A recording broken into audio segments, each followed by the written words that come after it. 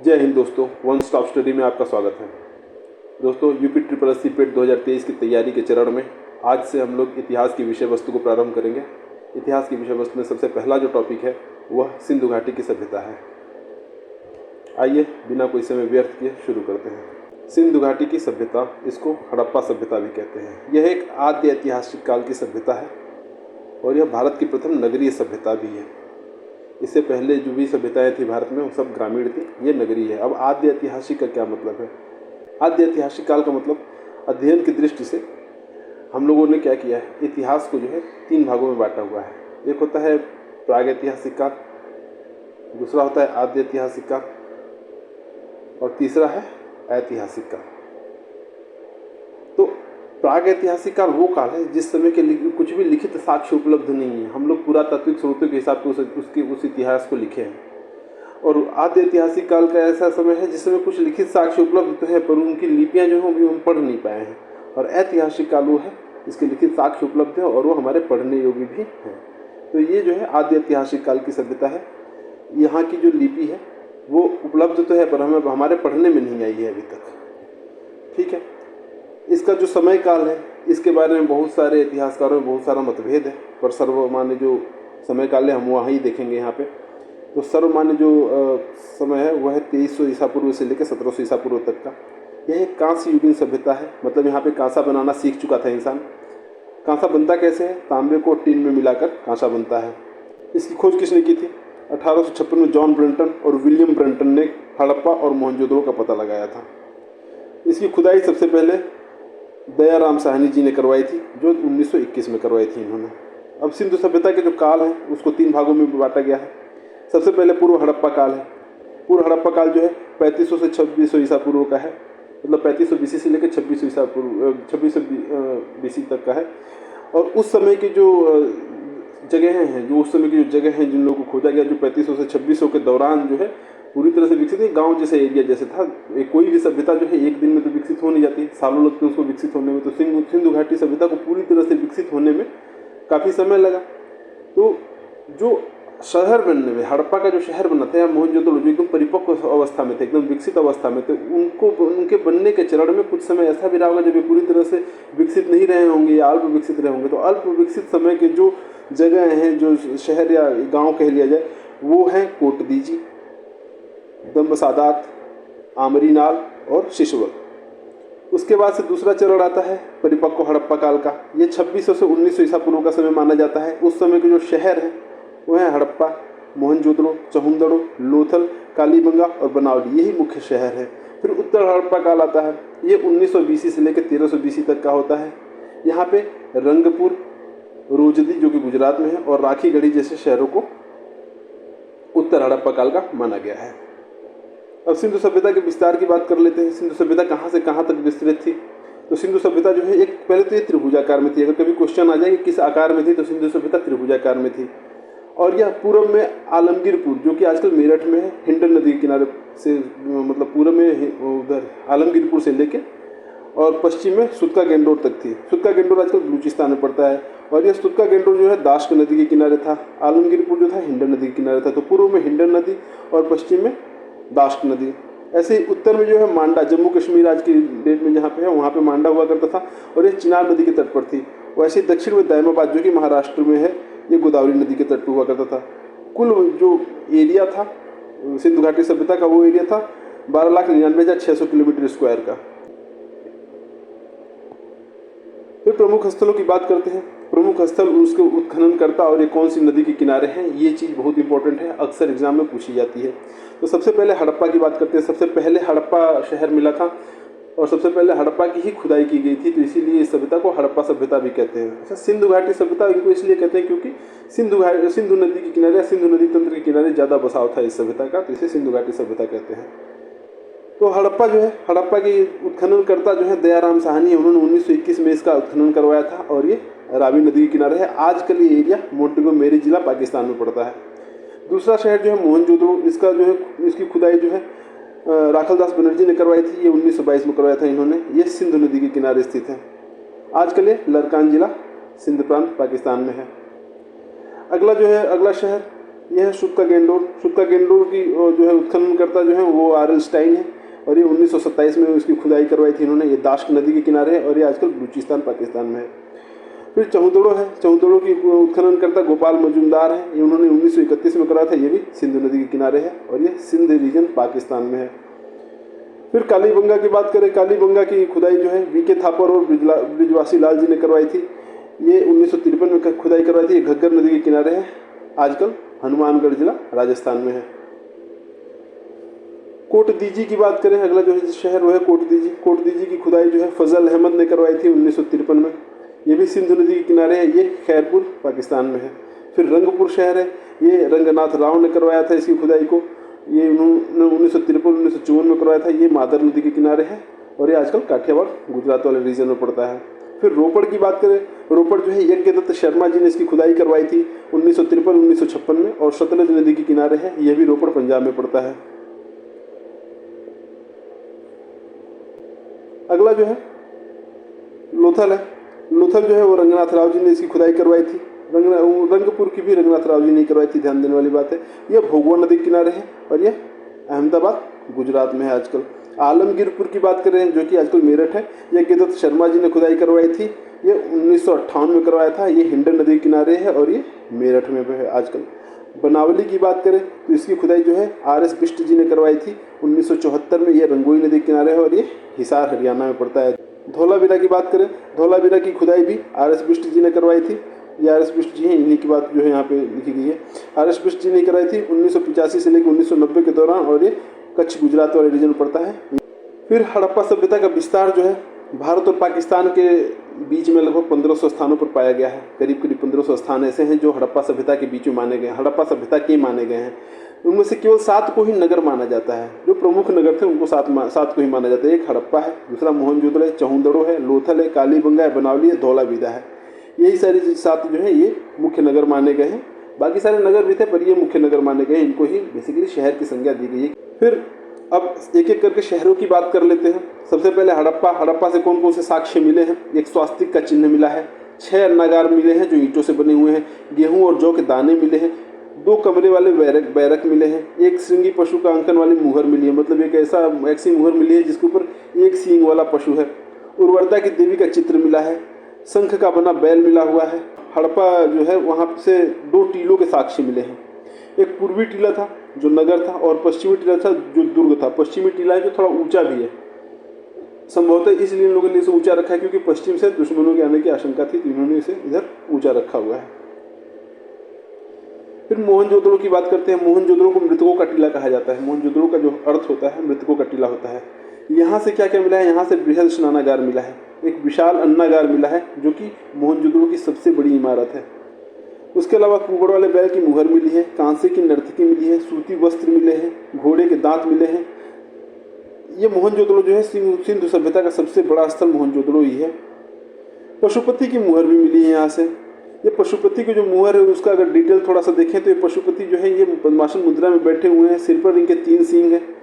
चारों ओर कौन कौन से जानवर है? हाथी है, बाघ है, गेंडा है और आसन के नीचे भैंसा और पाँव पर 2 हिरन है। ये सारे जानवर हैं यहाँ पे। कौन कौन से? हाथी, बाघ, गेंडा, भैंसा और हिरन। ये पशुपतिनाथ की मूर्ति है, भगवान शिव माना जाता है इनको। फिर चौदड़ो है। चौदड़ो की बात करें तो यहाँ पे जो है सबसे पहले मनके का कारखाना मिला है। यहाँ पे खिलौने मिले हैं, लिपस्टिक मिली है, वक्राकार ईंटें मिली है, कांसे की बैलगाड़ी मिली है, इक्का गाड़ी मिली है, बिल्ली का पीछा करते हुए कुत्ते के पदचिन्ह मिले हैं जो कि ईंट पर बने हुए हैं। चौदड़ो ऐसी जगह है जहाँ पे बाद में झूकर और झांगर संस्कृति विकसित हो गई थी। फिर बात करते हैं अगला शहर जो है वो लोथल है।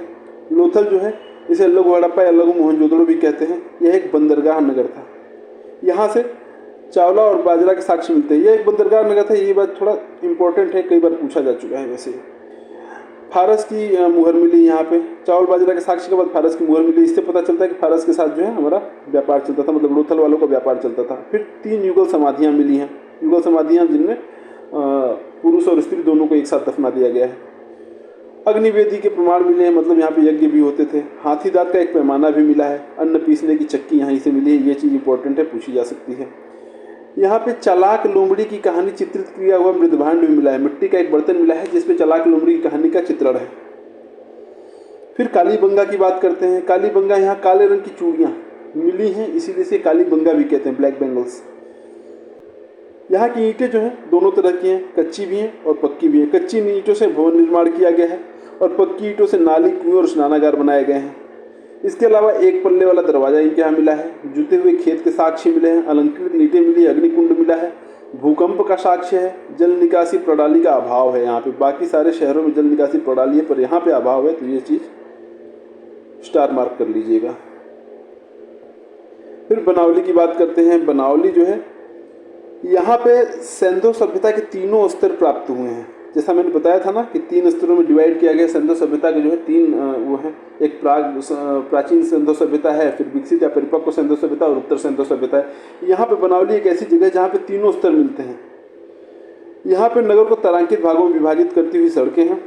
यहाँ पे तांबे का बाड़ागर भी मिला है और हल्की आकृति के खिलौने मिले हैं। फिर 7वां जो शहर है वो है धौलावीरा। धौला का मतलब होता है सफ़ेद और वीरा का मतलब होता है कुआं। यहाँ पे सफ़ेद कुआं हो, इसलिए यहाँ पे धौलावीरा नाम दे दिया गया है। यह सिंधु घाटी सभ्यता का दूसरा सबसे बड़ा नगर है। यहाँ पे हड़प्पा सभ्यता का एकमात्र क्रीड़ागार भी मिला है। यहाँ पे खेलने वाली जो जगह है, क्रीड़ा गृह जिसे कहते हैं, वो मिला है वहाँ पे। हड़प्पा सभ्यता, पूरी हड़प्पा सभ्यता में और कहीं नहीं मिला है, बस यहीं मिला है। फिर आयताकार नगर है यहाँ का धौलावीरा का, ये जिसको 3 भागों में बांटा गया है। एक तो है दुर्ग, दूसरा मध्य वाला भाग है, फिर तीसरा निचला भाग है। यहाँ का जो है, ये बात भी याद रखने वाली है, ये 3 भागों में बटा हुआ नगर धौलावीरा में है और बाकी सब जो है 2 भागों में ज़्यादातर नगर बटे हुए हैं। तो ये जो 3 भाग हैं, एक दुर्ग है, मध्य और निचला भाग है। फिर विशाल जलाशय मिला है यहाँ पे, इससे यहाँ पे बहुत ही उत्तम जल प्रबंधन का वो है, साक्ष्य मिले हैं।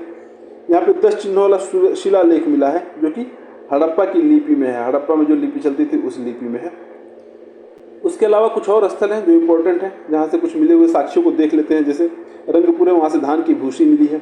राखीगढ़ी है, हिसार में पड़ता है, यहाँ से 5 पुरातात्विक टीले मिले हैं। ये भारत में सिंधु सभ्यता का सबसे बड़ा स्थल है। इससे पहले हमने जो देखा यहाँ पे क्या कहते हैं, पहले हमने जो देखा था पूरे उसमें भारत पाकिस्तान मिला के सबसे बड़ा स्थल जो था कौन सा था, मोहनजोदड़ो था। यहाँ पे देखा था हमने सिंधु सभ्यता का सबसे बड़ा स्थल भारत पाकिस्तान दोनों मिला के मोहनजोदड़ो था। पर भारत में जो सबसे बड़ा स्थल है वह है राखीगढ़ी, जो कि हिसार में पड़ता है। ये बात इंपॉर्टेंट है, याद रखिएगा। ये घग्गर नदी के किनारे स्थित है। फिर अगला जो है सुरकोटदा है। सुरकोटदा जिसे कहते हैं कच्छ एरिया में पड़ता है। यहाँ का जो नगर है 2 दुर्गीकृत भागों में विभाजित है। एक गढ़ी क्षेत्र है, दूसरा आवास क्षेत्र है। यहाँ के कब्रिस्तान से कलश के शवाधान मिले हैं। फिर घोड़े की हड्डियाँ भी मिली हैं यहाँ से। दायमाबाद एक जगह है जो महाराष्ट्र में पड़ती है। रथ चलाते हुए मनुष्य का साक्ष्य मिला है। नौसारों से सिंदूर का साक्ष्य मिला है या सिंदूर मिला है। मांडा जो है वहाँ पे कांस्य के पेचदार पिन मिले हैं, कांस्य के पेचदार पिन मिले हैं। उसके अलावा सुक्का गंडौर है, यहाँ से मिट्टी की चूड़ियाँ मिली हैं। संयुक्त पशु मूर्ति मोहनजोदड़ो से मिली है, एक संयुक्त पशु मूर्ति है, ये इम्पोर्टेंट है। संयुक्त पशु मूर्ति कहाँ से मिली है पूछा जा सकता है। इसमें क्या है, संयुक्त मूर्ति मतलब इसमें शरीर भेड़ का है और मस्तक जो है हाथी का बनाया गया है। ये संयुक्त पशु मूर्ति है। कुछ फैक्ट और हैं जो याद रखने जरूरी है। जैसे सिंधु घाटी सभ्यता के लोगों को लोहे का ज्ञान नहीं था। कांसा तो बनाते थे पर लोहे का ज्ञान नहीं था। इन्होंने कपास की खेती करनी शुरू कर दी थी। ऐसा सबसे पहले इन्हीं ने शुरू किया था हमारे देश में। वस्तु विनिमय का सिद्धांत था। सिक्के नहीं मिलते हैं, मुहरें मिलती हैं जिनके ऊपर एक श्रृंगी पशुओं का अंकन है, बहुत सारे पशु पक्षियों का अंकन है उनके, लेकिन सिक्के नहीं मिलते हैं, मुहरें मिलती हैं। बाट जो थे वो घनाकार थे। लिंग मूर्ति पूजा होती थी। मलुहा जो है सिंध क्षेत्र को ही कहा जाता था। सबसे ज़्यादा मृण मूर्तियाँ पशु पक्षियों की मिली हैं। जो मूर्तियाँ मिली हैं पशु पक्षियों की मिली हैं। धातु मूर्तियाँ मिली हैं जो कि विद्युच्छिष्ट विधि से बनाई जाती हैं, जिसके लुप्त मोम विधि भी कहते हैं। इसके अंदर क्या होता है कि मोमबत्ती की कोई मूर्ति बना के और उसके बाद से उसको पूरा मिट्टी से कवर करके और फिर उसके अंदर धातु डाल देते हैं, जिससे मोमबत्ती पिघल के गायब हो जाती है। तो वो लुप्त मोम विधि कहलाती है। फिर मुहरें सर्वाधिक जो है वो शेलखड़ी से बनी हुई हैं। शेलखड़ी पत्थर का प्रकार है, उससे बनी हुई है। ज़्यादातर मुहरों पर अंकन जो है एक श्रृंगी बैल का है, फिर कुबड़ वाले बैल का है। जैसा बताया मैंने कि मुहरें मिली हैं यहाँ पे और उन पे पशु पक्षियों का अंकन है और ज़्यादातर मुहरों पे एक श्रृंगी बैल का अंकन है, फिर कुबड़ वाले बैल का भी अंकन है। सबसे प्रमुख खेल उस समय का पाशा था। दास प्रथा थी संभवतः, ये मतलब पक्के साक्ष्य नहीं मिले हैं पर संभवतः दास प्रथा थी। गाय के प्रमाण नहीं मिलते। अब ऑल्दो ये सोचने वाली बात है, अगर गाय का प्रमाण नहीं तो बैल आया कहाँ से, गाय का प्रमाण है नहीं, ऐसा किताबों में लिखा है, हमें पढ़ना पड़ेगा ऐसे ही। और अगर कभी क्वेश्चन पूछ दे कि इनमें से किस जानवर के प्रमाण नहीं मिले हैं, तो हमें उसमें ऑप्शन में अगर गाय हो तो ऑप्शन हमें गाय टिक करना पड़ेगा। यातायात के लिए बैलगाड़ी का प्रयोग होता था। अब यही है, यहाँ पर विरोधाभास आ जा रहा है, गाय नहीं थी पर बैलगाड़ी थी। अब बैल आया कहाँ से, ये पता नहीं, इतिहासकार कौन बताएगा ये बात। फिर टेराकोटा। टेराकोटा क्या होता है? ये आग में पकी हुई मिट्टी को कहते हैं। ये जो चीज़ है ये नोट कर लीजिएगा, कभी पूछा जा सकता है। सैंधव सभ्यता की जो सीलें, जो मुहरें हैं, ज़्यादातर चौकोर हैं, गोल भी है पर ज़्यादातर चौकोर हैं। सैंधव नगर योजना जो है वो ग्रिड पद्धति पर आधारित थी, ये फैक्ट है। आलमगीरपुर से एक भी मुहर नहीं मिली है, ये इंपॉर्टेंट फैक्ट है। निम्नलिखित में से कहाँ से एक भी मुहर नहीं मिली है, इस तरह के क्वेश्चन जो है पूछे जा सकते हैं। सरस्वती नदी का क्षेत्र जो है उसे विनशन कहा जाता था। सरस्वती नदी जो है उनका क्षेत्र जो है विनशन कहलाता था। सरस्वती नदी जो है अब लुप्त हो चुकी है। सुत्का गेंडोर और सुरकोटडा समुद्र तटीय नगर थे। इसके अलावा एक और नगर का हमने ऊपर जिक्र किया है, आप कमेंट बॉक्स में बताएं वो नगर कौन सा था। सैंधव वासियों के दुर्ग पश्चिम में तथा बस्ती पूर्व में होती थी। जैसा मैंने पीछे बताया कि इनका जो दुर्ग था, जो किला था, वो पश्चिम में था और जो बस्ती थी वो पूर्व में थी। संभवतः ऐसा इसलिए था कि पश्चिम से अटैक होने के चांसेस ज़्यादा रहते होंगे, संभवतः, श्योर नहीं। घरों के दरवाजे मुख्य सड़क की तरफ ना खुलकर पीछे की ओर खुलते थे, ऐसा एक अपवाद है। लोथल में ऐसा नहीं होता था। लोथल के जो दरवाजे थे वो मुख्य सड़क की तरफ खुले हैं, तो ये अपवाद के तौर पे है। फिर हड़प्पाई लिपि की बात कर लेते हैं। हड़प्पाई लिपि जो है वो चित्रलेखात्मक या भाव चित्रात्मक जिसे कहते हैं। इनके 64 मूल चिन्ह हैं। इसमें क्या कहते हैं, गोमुद्रिका पद्धति पे है और चित्रात्मक है। अब तक लगभग 400 के आसपास जो है चित्राक्षर मिल चुके हैं। तो ये बेसिकली है, इसके बारे में जो चीज़ मेनली याद रखनी है, चित्रलेखात्मक या भाव चित्रात्मक भी कहते हैं उसे, ये है। और 64 मूल चिन्ह मिले हुए हैं और कुल मिलाकर लगभग 400 चित्राक्षर मिल चुके हैं अब तक। ये चीज़ याद रखने के कभी पूछा जा सकता है।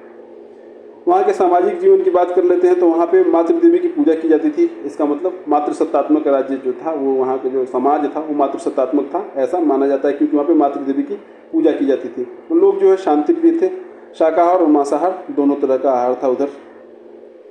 धार्मिक जीवन जो था, मेन इंपॉर्टेंट चीज़ जो है सामाजिक जीवन में, बस यही देख रहे हैं कि मातृसत्तात्मक समाज था बेसिकली। बाकी ये चीज़ इतनी इंपॉर्टेंट नहीं है, बस बता दिया। जो पूछा जा सकता है वो यही है कि हड़प्पाई समाज जो था मातृसत्तात्मक था या नहीं। धार्मिक जीवन की बात करें तो पक्की मिट्टी की स्त्री मूर्तियाँ प्रचुर मात्रा में मिली हैं। स्त्री मूर्तियाँ मिली इसीलिए हम लोग मातृसत्तात्मक समाज मानते हैं। पशुपति शिव की मुहर मिली है, मोहनजोदड़ो से जो मिली है, तो ये माना जाता है कि शिव की पूजा भी करते थे। मातृ देवी की उपासना का भी साक्ष्य मिला है। एक मूर्ति ऐसी मिली है जिसमें स्त्री के गर्भ से निकलता एक पौधा दिखाया गया है। इनको सामान्यतः धरती को उर्वरता की देवी मानने का साक्ष्य है। ये लोग उर्वरता की देवी की मूर्ति उसे कहा गया है हमारे यहाँ। जब उसका जो साक्ष्य जो मिला उसे उर्वरता की देवी की संज्ञा दी गई है। पशुओं में कुबड़ वाले बैल की पूजा की जाती थी और पक्षियों में फाख्ता की पूजा की जाती थी।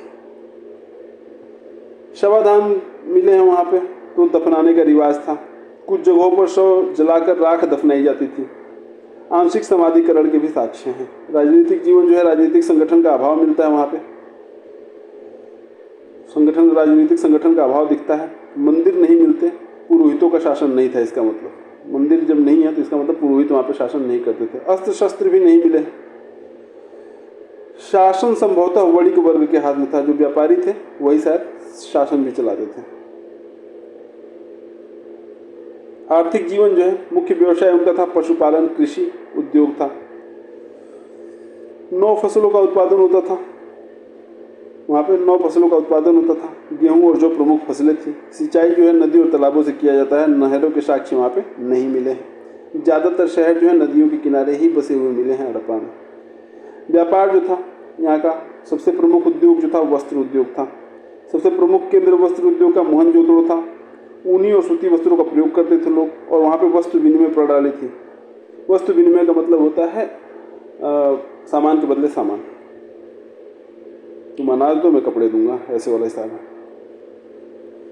व्यापार जो था वो इराक से, ईरान से, बहरीन और मिस्र से होता था। मेसोपोटामिया के पूरा लेखों में दिलमन, माकन और मेलूहा नाम के शहरों की जानकारी मिलती है। दिलमन जो है बहरीन को माकन जो है मकरान तट को कहते हैं और मेलुहा जो है सिंधु क्षेत्र, ऐसा माना गया। इस तरह से इनकी पहचान की गई है।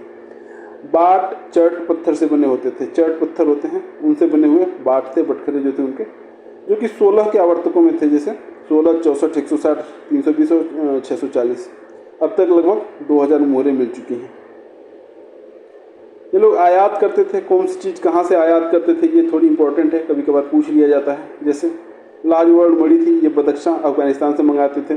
सोना जो है कोलार क्षेत्र से मंगाते थे, कर्नाटका से। KGF मूवी उसी पे बेस्ड है। कोलार गोल्ड फील्ड जो है ना, उसी पे बेस्ड है। तो कोलार क्षेत्र से मंगाते थे सोना। टिन जो है वो भी अफगानिस्तान से मंगवाते थे। एस्टेटाइट था, वो ईरान से मंगवाते थे। गोमेद जो है सौराष्ट्र गुजरात से मंगवाते थे। तांबा जो है खेतड़ी राजस्थान से आता था। फिरोजा जो है फारस से आता था। संगमरमर जो है राजस्थान से। इंद्रगोप मणि जो है बड़ौच गुजरात से आता था। अंत कैसे हुआ उनका, सिंधु घाटी सभ्यता का विनाश कैसे हुआ, इसके अलग अलग मत हैं। कुछ जगहों पे ऐसे कहा गया है कि विदेशी आक्रमण से हुआ था, कुछ जगहों पे आर्य आ गए थे। कुछ विद्वानों का मानना है कि आर्य आ गए थे, कुछ कहते हैं कि जलवायु परिवर्तन की वजह से हुआ था, कुछ कहते हैं भूकंप की वजह से हुआ था। लेकिन सर्वमान्य जो मत है वह है बाढ़ की वजह से और विदेशी आक्रमणों की वजह से। ये सबसे ज़्यादा मान्य मत है। संभवतः जो विदेशी आक्रमण वो आर्यों का ही आगमन माना जाता है, लेकिन पूरी तरह से कुछ श्योर नहीं है। सबसे ज़्यादा जो है बाढ़ को ही दिया जाता है कि बाढ़ आ गई थी, इस वजह से सिंधु घाटी सभ्यता का अंत हो गया। तो दोस्तों यहाँ पे हमारा ख़त्म होता है इतिहास का पहला टॉपिक। ये वीडियो आपको कैसी लगी ये कमेंट बॉक्स में ज़रूर बताएं। अगर ये वीडियो आपको अच्छी लगी हो तो इसको लाइक करें, अपने दोस्तों के साथ शेयर करें और इस चैनल को सब्सक्राइब कर लीजिए। मिलते हैं अगली वीडियो में, तब तक व्यस्त रहें, मस्त रहें। जय हिंद।